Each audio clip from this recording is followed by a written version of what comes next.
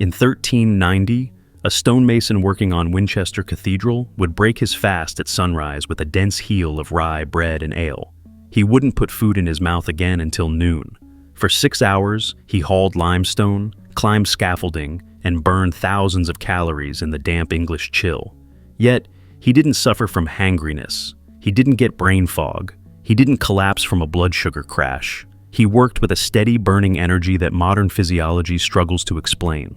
Fast forward to today. You are told by nutritionists and fitness influencers to eat 6 small meals a day to keep your metabolism burning. You carry protein bars in your bag, grab a latte at 10 a.m., and feel weak if lunch is delayed by 30 minutes. We are the most fed generation in human history, yet we are constantly, relentlessly starving. So, what the hell changed? The answer isn't that you are metabolically broken or that you lack willpower. The answer is that the modern concept of snacking is an industrial invention designed for profit, not human biology. The medieval peasant, whom you've been taught to view as malnourished, possessed a metabolic flexibility that the food industry has systematically destroyed in your body. He knew how to access his own energy reserves. You have been trained to run only on cheap, constant glucose. Before we go deeper, drop a comment below and tell us, do you get the shakes, irritability, or severe brain fog if you skip a meal? Can you go 4 hours without eating, or does your body panic? Let us know, because what you are about to discover will explain why your body acts like it's starving even when you're full.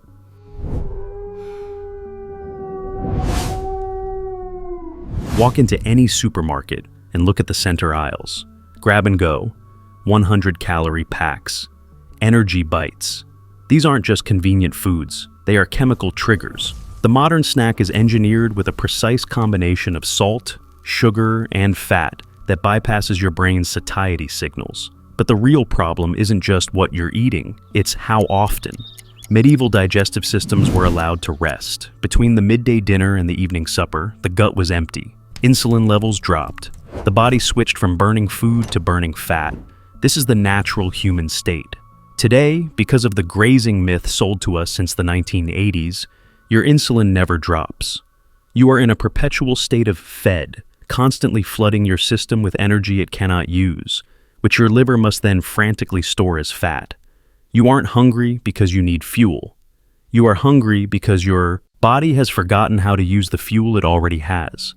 You are trapped in a glucose loop, and the only way out is to look back at how we used to eat before food became a product. To understand why your hunger is broken, we have to audit the medieval schedule. If you look at monastery records or household accounts from the 1300s, you will find a pattern that terrifies modern nutritionists: the absence of constant feeding. Medieval peasants typically ate 2, perhaps 3 times a day, and the timing was rigid. Dinner was not an evening affair. It was the main meal, eaten at midday after hours of labor. Supper was a lighter meal in the evening, and here is the crucial difference that modern science is only now rediscovering. Between these meals, they ate absolutely nothing. There were no vending machines in the fields. There was no snack drawer in the cottage. Once dinner was finished, the kitchen was closed until supper. This wasn't just due to poverty, it was a cultural and practical norm. Food required preparation, starting a fire, cutting bread, reheating pottage. You didn't just grab a handful of something because you felt bored, you waited. This enforced waiting period created what we now call accidental fasting. For 4 to 6 hours between meals and 12 hours overnight, the medieval peasants' insulin levels were allowed to drop to baseline. In this state, the body shifts gears. It stops burning the glucose from your last meal and starts burning stored body fat for fuel. Modern eating is the exact opposite. We have been conditioned to fear hunger. We eat breakfast, then a mid-morning snack, then lunch, then a mid-afternoon boost, then dinner, then a late-night treat. We are eating from the moment our eyes open until they close. Because of this, your insulin is constantly elevated. Your body is perpetually in storage mode, never burn mode. You feel hungry 2 hours after lunch, not because you need energy. You have tens of thousands of calories of energy stored on your body right now, but because high insulin locks that energy away. You are starving in the midst of plenty because you never give your body the silence it needs to access its own reserves. The medieval peasant didn't need a snack because his body was metabolically flexible. He could switch fuel sources effortlessly. You need a snack because your metabolism is stuck in first gear, dependent on a constant drip of sugar just to keep the lights on. Let's look at the fuel itself. The medieval peasants' feeling of fullness came from what scientists call satiety signals. When they ate for volume and density. A typical midday meal was a bowl of pottage, a thick stew of oats, peas, beans, and vegetables, accompanied by a large hunk of coarse stone-ground bread. This meal was a chemical masterpiece. The fiber in the vegetables and the resistant starch in the legumes and cold grains didn't just sit in the stomach, they physically stretched it. This stretching sent a powerful signal to the brain via the vagus nerve. Stop eating, you are full. But, more importantly, the fiber formed a gelatinous matrix in the gut. This matrix trapped glucose molecules, slowing their release into the bloodstream. Instead of a sugar spike, the peasant got a slow, steady river of energy that lasted for 5 or 6 hours. Compare that to your modern, healthy snack, a granola bar or a fruit smoothie. These foods are chemically pre-digested. The oats are rolled and processed for quick cooking. The fruit is pulverized into liquid sugar. There is no structural integrity left. When you eat this modern slush, there is no mechanical stretching of the stomach. There is no fiber matrix to slow down absorption. The sugar hits your bloodstream like a tidal wave. Your blood glucose skyrockets, and your pancreas panics, dumping massive amounts of insulin to clear the danger. The insulin works too well. It clears the sugar so fast that your blood glucose crashes below baseline. This is the sugar crash. Your brain senses this sudden drop and assumes you are dying of starvation. It triggers the release of ghrelin, the hunger hormone, and cortisol, the stress hormone. You are now shaky, irritable, and desperate for food. Not because you have no energy, but because your body chemistry has been hijacked. You are eating thousands of calories, but your cells are starving because insulin has locked the doors. The medieval bowl of pottage was designed to sustain a human being. The modern snack is designed to sell you the next snack. You might think this is just theory, but the evidence is buried in the ground. In 1986, researchers from Cambridge University analyzed over 800 skeletons from medieval English grave sites. These were people who lived on bread, sometimes eating 2 to 3 pounds of it every single day. By modern low-carb standards, they should have been diabetic, obese, and metabolically ruined. But out of those 800 individuals, do you know how many showed signs of diabetes or metabolic disease? 0, not 1. How is it possible that a population running on high-carbohydrate bread had better blood sugar control than you do on a balanced modern diet? The answer is the silence between the meals.